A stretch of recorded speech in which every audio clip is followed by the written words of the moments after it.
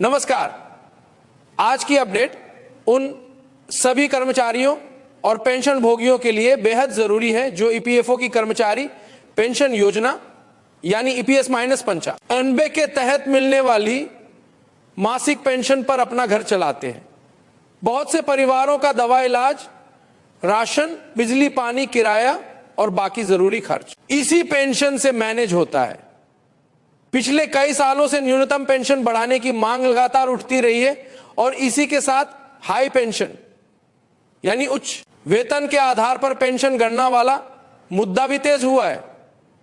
आज हम इन 9 विषयों को आसान भाषा में एकदम साफ तरीके से समझेंगे। सरकार के जवाब अब क्या है, फंड की स्थिति को लेकर क्या तर्क दिए गए, डीए की मांग पर क्या स्थिति है, सुप्रीम कोर्ट के निर्देशों पर काम कहां तक पहुंच और सबसे जरूरी आपकी पेंशन बनती कैसे है, किस आधार पर तय होती है और अनुमानित तौर पर कितनी हो सकती है। सबसे पहले बात न्यूनतम पेंशन को ईपीएस -95 के तहत न्यूनतम पेंशन अभी लंबे समय से 1000 भारतीय नेपाली रुपया के आसपास बनी हुई है। पेंशन भोगियों और उनके संगठनों की तरफ से मांग है कि इसे बढ़ाकर 7500 भारतीय नेपाली रुपया किया जाए और साथ में महंगाई भत्ता यानी डीए भी जोड़ा जाए ताकि महंगाई के हिसाब से पेंशन नियमित रूप से बढ़ सके। पेंशन भोगियों का कहना है कि आज के समय में 1000 भारतीय नेपाली रुपया में सम्मानजनक जीवन तो दूर, बेसिक जरूरतें भी मुश्किल से पूरी होती हैं। खासकर जब इलाज का खर्च तेजी से बढ़ रहा है और बुजुर्गों को दवाइयों व जांचों पर लगातार पैसे लगाने पड़ते हैं। अब सवाल यह है कि यह मांग अटक क्यों रही है। सरकार की तरफ से जो मुख्य कारण सामने रखे जाते हैं उनमें सबसे बड़ा कारण ईपीएस फंड की डिमांकिक स्थिति यानी एक्चुअरियल वैल्यूएशन बताया जाता है। आसान भाषा में समझी एक्चुअरियल मूल्यांकन यह अनुमान लगाता है कि आने वाले वर्षों में फंड को कुल कितनी पेंशन देनी होगी और उसके मुकाबले फंड के पास कितनी संपत्तियां, योगदान और संसाधन मौजूद रहेंगे। सरकार का तर्क यह रहता है कि ईपीएस योजना का नियमित मूल्यांकन होता है और उपलब्ध आंकड़ों के आधार पर भविष्य की देनदारियां बढ़ने की संभावना दिखाई देती है। इसी वजह से सरकार कहती है कि अगर एक साथ न्यूनतम पेंशन में बहुत बड़ा उछाल दे दिया गया या पेंशन को महंगाई से जोड़ दिया गया तो फंड पर अतिरिक्त दबाव बढ़ सकता है और लंबे समय तक योजना को टिकाए रखना चुनौतीपूर्ण हो सकता है। सरकार की दूसरी दलील वित्त पोषण से जुड़ी होती है। मतलब यह कि केवल घोषणा कर देना पर्याप्त नहीं है। बढ़ी हुई पेंशन को हर महीने, हर साल लगातार देने के लिए फंडिंग की स्थायी व्यवस्था चाहिए। इसी वजह से सरकार यह संकेत देती है कि निर्णय लेते समय उसे पूरे सिस्टम की दीर्घकालीन स्थिरता देखनी होगी। दूसरी ओर पेंशन भोगियों की दलील यह है कि स्थिरता के नाम पर पेंशन इतनी कम रखना भी गलत है क्योंकि महंगाई और स्वास्थ्य खर्च लगातार बढ़ रहे हैं और पेंशन भोगी सबसे ज्यादा प्रभावित हो रहे हैं। अब डीए यानी महंगाई भत्ता जो बढ़ने की मांग पर क्या स्थिति है। पेंशन भोगियों का कहना है कि कम से कम पेंशन को जीवन यापन लागत सूचकांक से जोड़ दिया जाए ताकि हर साल थोड़ी थोड़ी बढ़ोतरी हो। लेकिन सरकार की तरफ से अक्सर यह कहा जाता है कि मौजूदा फंड स्थिति और संरचना में डीए जोड़ना वित्तीय रूप से व्यावहारिक नहीं माना जा रहा। तर्क यही कि डीए जोड़ने से फंड की देनदारी बढ़ जाएगी और संतुलन बिगड़ने का जोखिम बढ़ सकता है। यानी कुल मिलाकर सरकार का स्टैंड यह बनता है कि न्यूनतम पेंशन और डीए पर फैसला लेने से पहले फंड की क्षमता और फंडिंग व्यवस्था को मजबूत करना जरूरी है। वहीं पेंशन भोगियों की उम्मीद है कि इस मुद्दे पर ठोस राहत जल्द मिले क्योंकि इंतजार बहुत लंबा हो चुका। अब बात हाई पेंशन की जो आजकल सबसे ज्यादा चर्चा में है। हाई पेंशन का मतलब है कई पात्र कर्मचारियों के मामले में पेंशन के गणना अधिक वेतन के आधार पर करने का विकल्प और उससे जुड़े नियम सुप्रीम कोर्ट के निर्देशों के बाद इस विषय में प्रक्रियाएं सामान्य आई और ईपीएफओ ने कई मामलों में संयुक्त विकल्प जॉइंट ऑप्शन के लिए ऑनलाइन सुविधा भी उपलब्ध करवाई ताकि पात्र कर्मचारी और पेंशनभोगी निर्धारित प्रक्रिया के अनुसार आवेदन कर सके। कई जगह यह भी चर्चा रहती है कि अलग अलग कार्यालयों में प्रक्रिया को लेकर अलग व्यवहार दिखाई देता है, जिससे पेंशन भोगियों के मन में असमंजस बढ़ता है। इस कारण कुछ मामलों में प्रतिनिधित्व ज्ञापन और मंत्रालय स्तर तक बात पहुंचने की खबरें भी आती रहती हैं। ऐसे मामलों में जरूरी यह है कि व्यक्ति अपने दस्तावेज पूरे रखे, पात्रता स्पष्ट करे और केवल आधिकारिक मार्गदर्शन के आधार पर आगे बढ़े। अब सबसे जरूरी हिस्सा आईपीएस के तहत आपकी पेंशन बनती कैसे है। बहुत से लोग प्राइवेट नौकरी करते हैं, उनका पीएफ कटता है और वे जानना चाहते हैं कि रिटायर होने पर उन्हें ईपीएस पेंशन कितनी मिलेगी। कई लोग रिटायर हो चुके होते हैं और ये चेक करना चाहते हैं कि उनकी पेंशन सही बनी है या ना। इसलिए अब हम सीधी साफ गणना समझते हैं। ईपीएस के तहत पेंशन के लिए सामान्य तौर पर एक बुनियादी शर्त यह मानी जाती है कि आपकी पेंशन सेवा कम से कम 10 वर्ष होनी चाहिए। यानी ईपीएस में आपका योगदान सेवा कुल मिलाकर 10 साल या उससे ज्यादा हो, तभी नियमित मासिक पेंशन की पात्रता बनती है।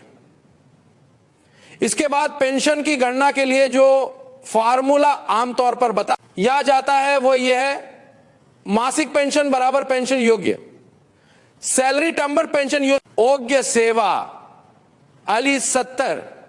अब इसमें दो शब्द समझना बहुत जरूरी है, पेंशन योग्य सैलरी और पेंशन योग्य सेवा। पेंशन योग्य सैलरी का मतलब आमतौर पर रिटायरमेंट से पहले 60 क्रोएशिया आय कोने महीनों यानी 5 साल की बेसिक सैलरी और लागू हिस्सों का औसत माना जाता है।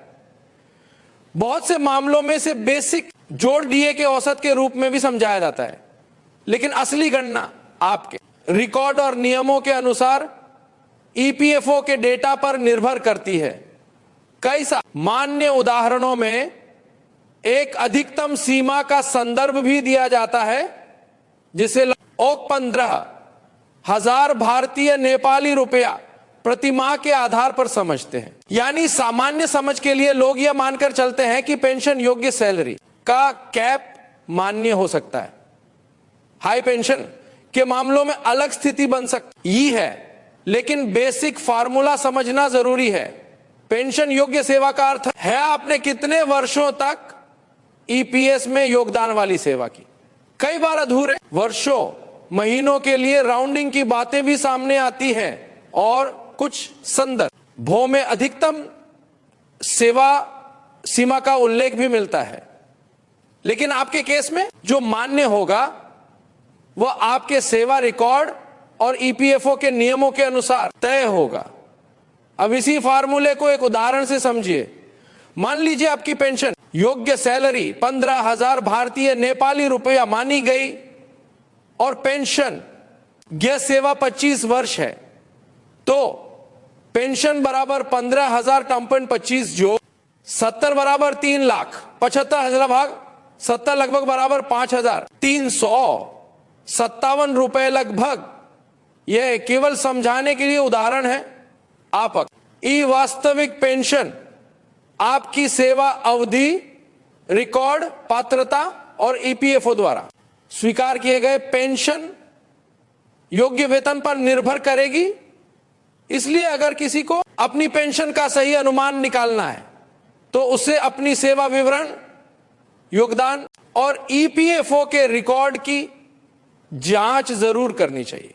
उम्र से जुड़ी बात भी साफ समझिए। सामान्य तौर पर ईपीएस के तहत नियमित मासिक पेंशन 58 साल की उम्र के बाद शुरू मानी जाती है। यदि कोई व्यक्ति 58 से पहले पेंशन लेने का विकल्प चुनता है, जैसे 50 साल की उम्र के बाद, तो नियमों के अनुसार पेंशन में कटौती हो सकती है। कई जगह इसे प्रतिवर्ष प्रतिशत कटौती के रूप में बताया जाता है। वहीं अगर कोई 58 के बाद पेंशन शुरू करने में देरी करता है तो कुछ नियमों के अनुसार समायोजन संभव हो सकता है।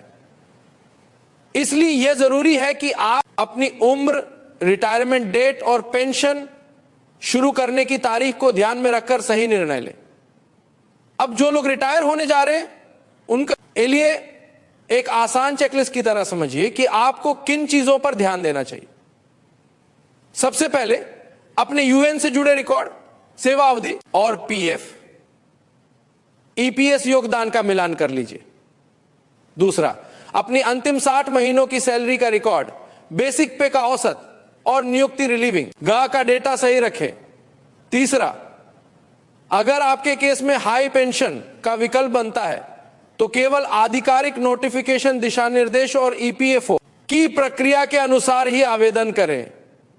किसी की अधूरी सलाह पर पैसा जमा करना, गलत फॉर्म भरना या देर करना यह बाद में बड़ी परेशानी बना सकता है। अब हम उस बात पर आते हैं जो जमीन पर सबसे ज्यादा महसूस होती है, पेंशन भोगियों की परेशानी और लगातार लंबा इंतजार। बहुत से लोगों को लगता है कि उनकी बात सुनी नहीं जा रही, प्रक्रिया बहुत धीमी है और हर जगह जवाब अलग मिलता है। कई बार दस्तावेजों की छोटी गलती या रिकॉर्ड में अंतर की वजह से महीनों का काम अटक जाता है। ऐसे में यह जरूरी है कि आप अपने कागजात पूरे रखें। आवेदन की कॉपी, रसीदें और ईपीएफओ के पोर्टल ऑफिस से मिले रेफरेंस नंबर सुरक्षित रखें। शिकायत निवारण के लिए भी आधिकारिक चैनल का उपयोग करें ताकि आपका केस ट्रैक पर रहे। अगर कोई भी अपडेट आए तो उसका स्रोत हमेशा ऑफिशियल होना चाहिए। अब एक और महत्वपूर्ण विषय, परिवार की सुरक्षा। जब बात पेंशन की आती है तो केवल पेंशन भोगी ही नहीं, पूरे परिवार का भविष्य जुड़ा होता है। यही कारण है कि पारिवारिक पेंशन यानी फैमिली पेंशन के प्रावधान लोगों के लिए बेहद महत्वपूर्ण बन जाते हैं। सरकारी कर्मचारियों के संदर्भ में संशोधित पेंशन नियमों, पारिवारिक पेंशन को सरल, पारदर्शी और समावेशी बनाने पर जोर दिया गया है। मूल उद्देश्य यही होता है कि किसी कर्मचारी के निधन के बाद उसके परिवार को नियमित आय का सहारा मिले ताकि वह वित्तीय संकट में न डूबे। ऐसे प्रावधानों में आमतौर पर पात्र परिवार सदस्यों की पहचान, दस्तावेज प्रक्रिया, भुगतान की व्यवस्था और दरों से जुड़े नियम स्पष्ट किए जाते हैं। इससे परिवार को कठिन समय में यालियों के चक्कर न लगाने पड़े और सहायता समय पर मिले। यह दिशा इस बात का संकेत है कि सामाजिक सुरक्षा का मजबूत ढांचा बनना जरूरी, चाहे वो किसी भी सेक्टर का कर्मचारी हो।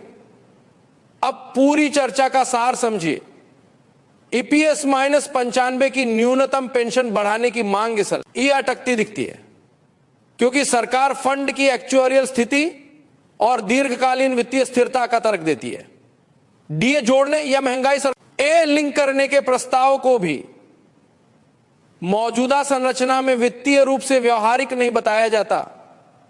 दूसरी तरफ हाई पेंशन के मामले में सुप्रीम कोर्ट के निर्देशों के अनुसार प्रक्रियाएं आगे बढ़ने की बातें सामने आती हैं और कई पात्र लोगों के लिए जॉइंट ऑप्शन जैसी सुविधाएं भी उपलब्ध कराई जाती है।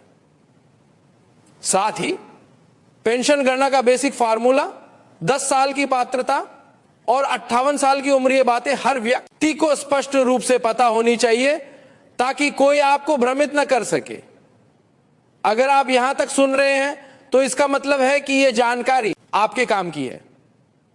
इसलिए एक छोटा सा अनुरोध, अगर आपने सब्सक्राइब नहीं किया है तो सब्सक्राइब जरूर कर ले ताकि पेंशन और रिटायरमेंट से जुड़ी अगली जरूरी अपडेट आपसे मिस ना हो। बहुत से लोग बाद में कहते हैं कि सही जानकारी समय पर नहीं मिली, इसीलिए अपडेट के साथ जुड़े रहना फायदेमंद रहता है।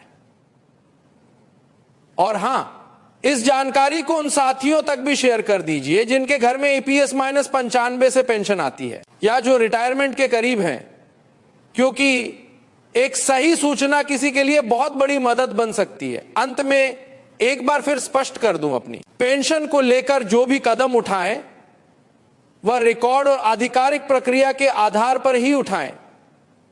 अपने दस्तावेज पूरे रखें, सेवा अवधि और वकील एतन रिकॉर्ड का मिलान करें और किसी भी अफवाह पर भरोसा ना करें। अगर आपके केस में कोई दिक्कत आती है तो उसे लिखित ऑफिशियल तरीके से उठाएं, ताकि बाद में आपके पास पूरा सबूत और ट्रैकिंग मौजूद रहे। अगर यह जानकारी उपयोगी लगी हो तो सब्सक्राइब जरूर कर लें और नोटिफिकेशन ऑन रखें, ताकि अगली अपडेट आप तक सबसे पहले पहुंचे। धन्यवाद।